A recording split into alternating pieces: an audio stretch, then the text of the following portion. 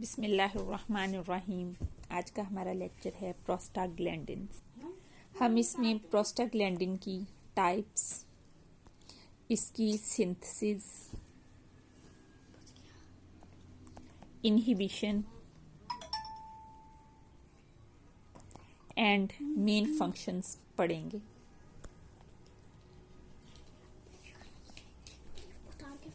हम प्रोस्टाग्लैंडिन्स को PG भी लिखते हैं। प्रोस्टाग्लैंडिन्स होगा तो PG और साथ में small s, prostaglandins. It was first discovered in 1930 in semen, so it was think that it is produced by the prostate gland, so it was named as prostaglandins. लेकिन उसके बाद पता चला कि ये हर सेल में प्रोड्यूस होते हैं। Every cell produce them. ये फर्स्ट टाइम डिस्कवरी की वजह से नाम प्रोस्टाग्लैंडिन है, लेकिन ये सिर्फ यहाँ पे प्रोड्यूस नहीं होते बल्कि ये हर सेल के अंदर प्रोड्यूस होते हैं। अब क्वेश्चन ये अराइज होता है कि क्या ये हार्मोन है या ये क्या चीज़ है। तो ये हार्मोन्स तो नहीं है, लेकिन ये हार्मोन्स की तरह के ही हैं, यानी कि ये भी केमिकल्स हैं। लेकिन ये ऐसे केमिकल्स हैं कि जहाँ पर ये प्रोड्यूस होते हैं लोकल प्रोडक्शन, यानी जहाँ पर प्रोड्यूस होते हैं वहीं पर ही इनका एक्शन होता है। जबकि हार्मोन्स में ऐसा नहीं होता। हार्मोन्स ग्लैंड से प्रोड्यूस होते हैं और उसके बाद ब्लड में चले जाते हैं और ब्लड इनको इनके टारगेट तक लेके जाता है। क्योंकि प्रोस्टाग्लैंडिन्स अपनी लोकल प्रोडक्शन की जगह पर ही एक्ट करते हैं, इस वजह से हम इनको हार्मोन लाइक केमिकल्स कहेंगे, हार्मोन नहीं कहेंगे। प्रोस्टाग्लैंडिन में इस तरह से एक 5 कार्बन रिंग प्रेजेंट होता है, जिसके साथ इस तरह से COOH, ये एक तरफ चेन है और उसके साथ COOH है, और दूसरी तरफ भी इसी तरह से एक चेन है कार्बन और हाइड्रोजन की। तो इसकी नंबरिंग जो है ये यहाँ से शुरू की जाएगी 1 2 3 इस तरह से। ये इसका 8 9 10 11 12 और उसके बाद 13 इस तरीके से ये चलेगी। अब इसमें आप देखें कि इसकी नंबरिंग हमने इस तरफ से स्टार्ट करनी है जहाँ पे COOH है, यानी ये कार्बन 1 2 3 4 5 6 7 8 9 10 11 12 13 14 15 16 17 18 19 20। तो ये 20 कार्बन वाला कंपाउंड है जिसमें ये एक 5 कार्बन रिंग है। ठीक है, ये 5 कार्बन रिंग इस कंपाउंड का पार्ट है, यानी हम इसको इसलिए इस तरह कह रहे हैं कि ये जो 5 कार्बन वाला रिंग है इसके ऊपर चेन्स प्रेजेंट नहीं है, बल्कि चेन और ये रिंग मिलाकर एक सिंगल कंपाउंड है और इसका नाम है एराकिडोनिक एसिड।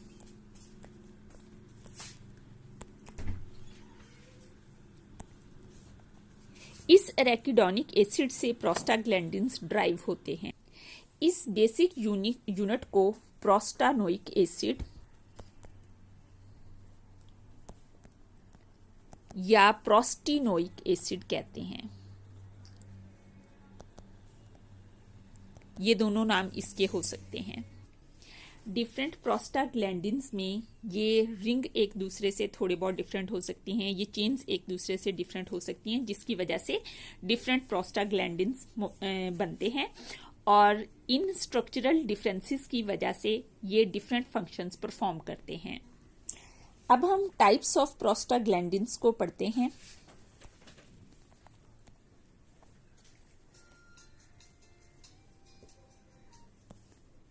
तमाम प्रोस्टाग्लैंडिन्स इसी प्रोस्टानोइक एसिड या प्रोस्टिनोइक एसिड से ही ड्राइव होते हैं। हम इनके टाइप्स को देखते हैं। तो जो बेसिक यानी कि नेचुरली अकरिंग PGs हैं, प्रोस्टाग्लैंडिन्स हैं, उनमें ये कार्बन नंबर 15 के ऊपर एक OH प्रेजेंट होता है। इस रिंग के साथ डिफरेंट सब्स्टिट्यूट ग्रुप्स अटैच हो सकते हैं और डिफरेंट को इनमें से एक को A का नाम, दूसरे को B का नाम, तीसरे को E का नाम और चौथे को F का नाम दिया गया है। यानी अगर एक सब्स्टिट्यूट होगा तो इस सारे का नाम A होगा, प्रोस्टाग्लैंडिन A। अगर एक और होगा तो उसके नाम पर इसका नाम प्रोस्टाग्लैंडिन बी होगा। और इसी तरह से ई और एफ, इन सब में जो ये रिंग है इस पर डिफरेंट सब्स्टिट्यूएंट्स प्रेजेंट हो सकते हैं।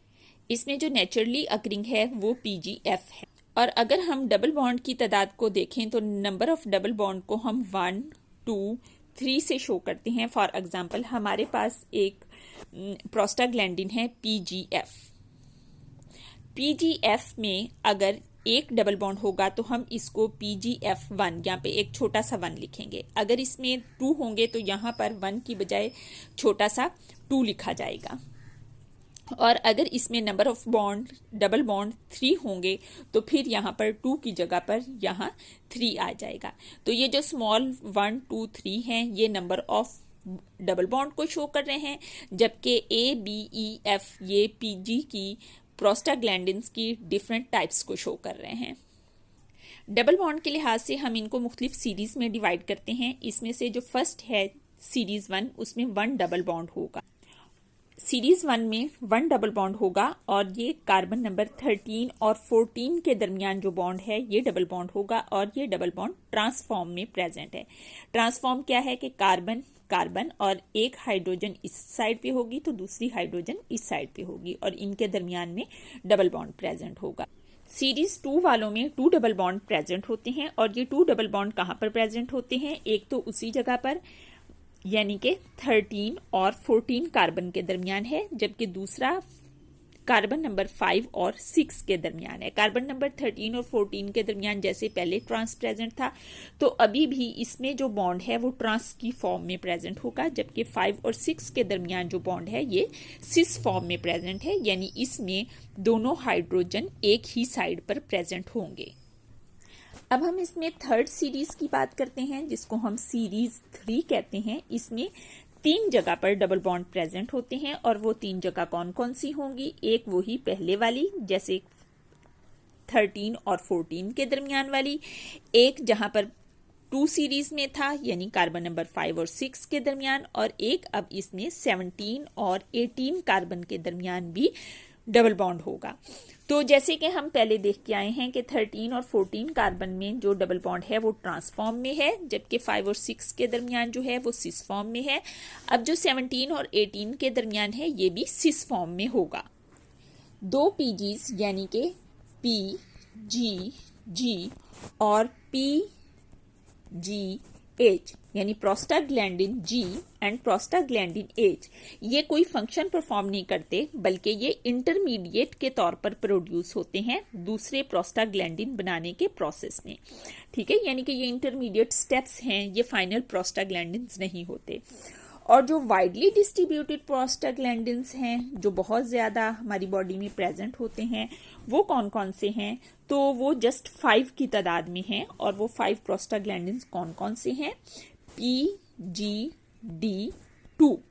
ठीक है, यानी कि इसमें एक ही डबल बॉन्ड प्रेजेंट हो 2 डबल बॉन्ड्स प्रेजेंट होंगे PGD2। और फिर PGE2, PGF2, PGI2। The last one is thromboxane A2। अब हम प्रोस्टाग्लैंडिन की सिंथेसिस की बात करते हैं। तो जैसे हम स्टार्ट में भी बात करके आए हैं कि ये एराकिडोनिक एसिड से सिंथेसाइज होते हैं। तो ये एराकिडोनिक एसिड कहाँ पर प्रेजेंट होते हैं एक्चुअली? तो ये सेल की मेम्ब्रेन के अंदर प्रेजेंट होते हैं, वहां से ये यूज होते हैं और प्रोस्टाग्लैंडिन्स बनाते हैं। जब कोई स्टिमुलस आता है, एक्चुअली ये पेन की रिस्पांस में प्रोड्यूस होते हैं। जब पेन का स्टिमुलस आता है तो उस वक्त ये एराकिडोनिक एसिड रिलीज होता है मेम्ब्रेन से और फिर ये प्रोस्टाग्लैंडिन में कन्वर्ट हो जाता है। और ये प्रोस्टाग्लैंडिन ही है जो कि बॉडी के अंदर पेन को इंट्रोड्यूस करता है। और जो एंजाइम्स इसको कन्वर्ट करते हैं प्रोस्टाग्लैंडिन में वो 2 एंजाइम हैं। एक है साइक्लोऑक्सीजनेज एंड दूसरा है लाइपोऑक्सीजनेज। तो चूंकि ये दोनों एंजाइम कन्वर्ट करते हैं एराकिडोनिक एसिड को प्रोस्टाग्लैंडिन में, और प्रोस्टाग्लैंडिन की वजह से पेन फील होता है, पेन इन्फ्लेमेशन वगैरह फील होती है। तो इस वजह से जितनी भी पेन किलर मेडिसिन होती हैं उनमें इन दोनों एंजाइम्स को इनहिबिटर करने वाले फैक्टर्स प्रेजेंट होते हैं ताकि प्रोस्टाग्लैंडिन प्रोड्यूस ना हो। तो चलें अब हम देखते हैं कि किस तरीके से ये एंजाइम्स एराकिडोनिक एसिड को प्रोस्टाग्लैंडिन में कन्वर्ट करते हैं। सबसे पहले सेल मेम्ब्रेन के अंदर मौजूद फॉस्फोलिपिड्स ये कन्वर्ट होते हैं एराकिडोनिक एसिड में। ये एराकिडोनिक एसिड है। इसके बाद एराकिडोनिक एसिड PGG2 में कन्वर्ट होता है और उस बाद PGG2 की ऑक्सीजनेशन होती है, जिसके रिजल्ट में एक ऑक्सीजन यहाँ ऐड हो जाती है, एक ऑक्सीजन यहाँ ऐड हो जाती है। इन दोनों ऑक्सीजन के दरमियान भी बॉन्ड बन जाता है। यहाँ पर एक डबल बॉन्ड है और यहाँ पर एक डबल बॉन्ड है जो कि पहले भी मौजूद था। यहाँ पे और यहाँ पर ना डबल बॉन्ड ऑलरेडी प्रेजेंट था, वही डबल बॉन्ड आगे शिफ्ट हो गए हैं। यहाँ पर हाइड्रोक्सिल ग्रुप ऐड हो जाता है और इस तरीके से इसमें कुछ चेंजेस आ जाती हैं। इस कंपाउंड का नाम PGH है जो कि इंटरमीडिएट कंपाउंड है। यहाँ पर डबल बॉन्ड 2 की तादाद में मौजूद होने की वजह से हम इसको PGH2 कहेंगे। अब यहाँ तक हमने क्या स्टेप्स पढ़े हैं कि सबसे पहले फॉस्फोलिपिड कन्वर्ट होगा एराकिडोनिक एसिड में, एराकिडोनिक एसिड कन्वर्ट हो जाता है PGH2 में। PGH2 आगे डिफरेंट एंजाइम्स के रिस्पॉन्स में डिफरेंट चीज़ों में कन्वर्ट होता है। फॉर एग्जांपल अगर एंजाइम होगा प्रोस्टासाइक्लिन सिंथेज तो फिर ये कन्वर्ट हो जाएगा PGI2 में, और अगर एंजाइम होगा थ्रोम्बोक्सेन सिंथेज तो फिर ये थ्रोम्बोक्सेन A2 में कन्वर्ट हो जाएगा।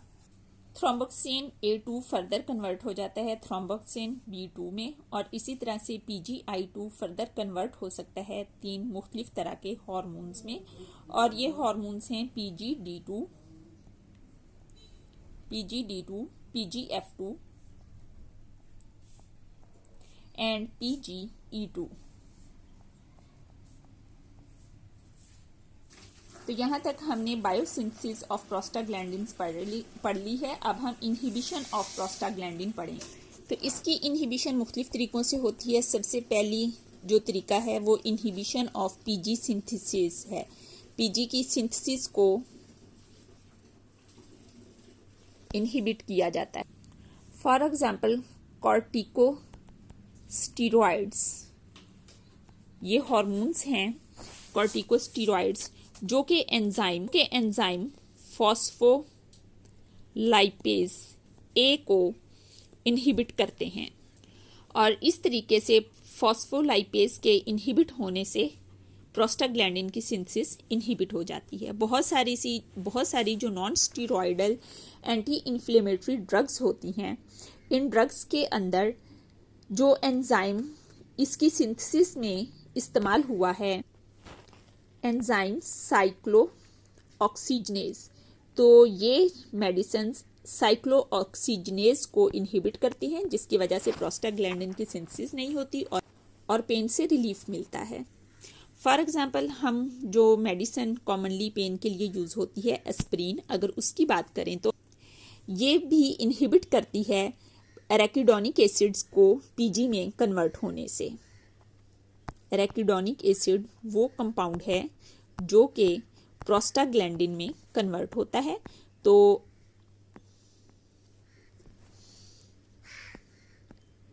ये एस्प्रिन इसकी कन्वर्जन को रोकती है। ये एस्प्रिन इरिवर्सिबली इनहिबिट कर देती है, यानी कि जब इसने इसको इनहिबिट कर दिया एराकिडोनिक एसिड को प्रोस्टाग्लैंडिन में कन्वर्ट होने से, तो ये परमानेंटली इसको इनहिबिट कर दिया। अब जो ये ब्लॉक हुआ है साइक्लोऑक्सीजनेज, ये दोबारा एराकिडोनिक एसिड को प्रोस्टाग्लैंडिन में कन्वर्ट नहीं कर सकेगा। लेकिन कुछ ऐसी हैं जो कि रिवर्सिबली इनहिबिट करती हैं, यानी कि वो कुछ देर के लिए इनहिबिट कर देती हैं एराकिडोनिक एसिड को प्रोस्टाग्लैंडिन में कन्वर्ट होने से, लेकिन जब टाइम ख़त्म हो जाता है तो दोबारा एराकिडोनिक एसिड प्रोस्टाग्लैंडिन में कन्वर्ट हो जाता है। तो ऐसी मेडिसिन जब यूज़ की जाती हैं, फॉर एग्जांपल पैरासीटामोल है, तो वो एक ख़ास टाइम के लिए रिलीफ देती हैं और उसके बाद पेन दोबारा रिवर्स हो जाता है। अब हम देखते हैं कि प्रोस्टाग्लैंडिन्स जब ये वर्क कर लेते हैं तो फिर इनकी डिग्रेडेशन कैसे होती है। तो लिवर और लंग्स वो मेजर साइट हैं जहाँ पर इनकी डिग्रेडेशन होती है, लिवर में और लंग्स में। और यहाँ पर इनकी डिग्रेडेशन होती कैसे? इस प्रोसेस में 2 एंजाइम यूज़ होते हैं। एक enzyme 15 alpha hydroxy PG dehydrogenase है और दूसरा एंजाइम 13 PG रिडक्टेज है। ये एंजाइम प्रोस्टाग्लैंडिन्स को इनएक्टिवेट कर देते हैं। अब हम प्रोस्टाग्लैंडिन्स के फंक्शन देखते हैं कि ये कैसे काम करते हैं। प्रोस्टाग्लैंडिन्स जो फंक्शन प्ले करते हैं वो बहुत सारे नॉर्मल फिजियोलॉजिकल इवेंट्स हैं बॉडी के। For example inflammation. इन्फ्लेमेशन का मतलब होता है स्वेलिंग। किसी भी जगह पर जब स्वेलिंग होती है तो वो प्रोस्टाग्लैंडिन के रिस्पॉन्स में होती है। इसके अलावा पेन, कार्डियोवैस्कुलर डिजीज,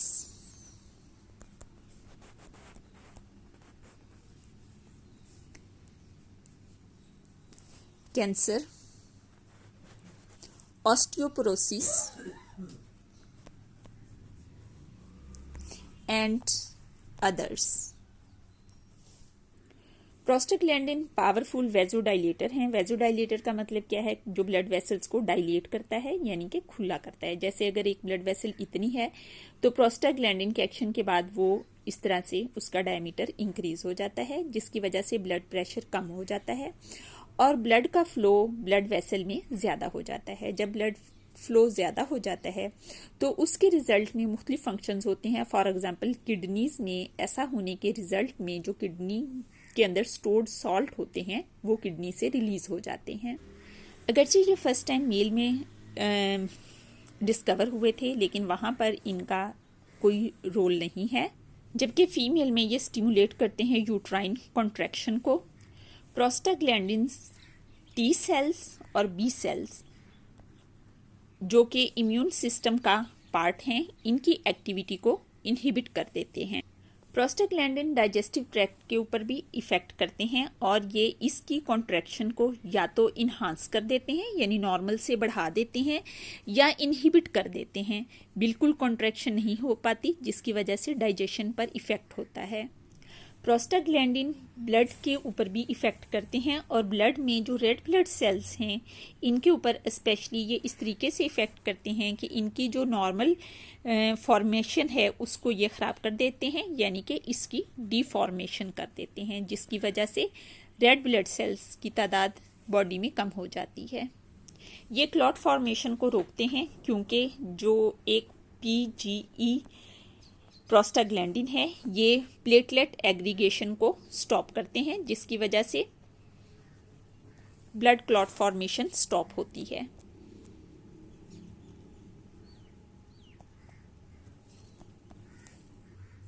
आज का हमारा लेक्चर इतना ही था। यहाँ पर हमारा चैप्टर भी कंप्लीट हो गया है और हमारा लेक्चर भी कंप्लीट हो गया है।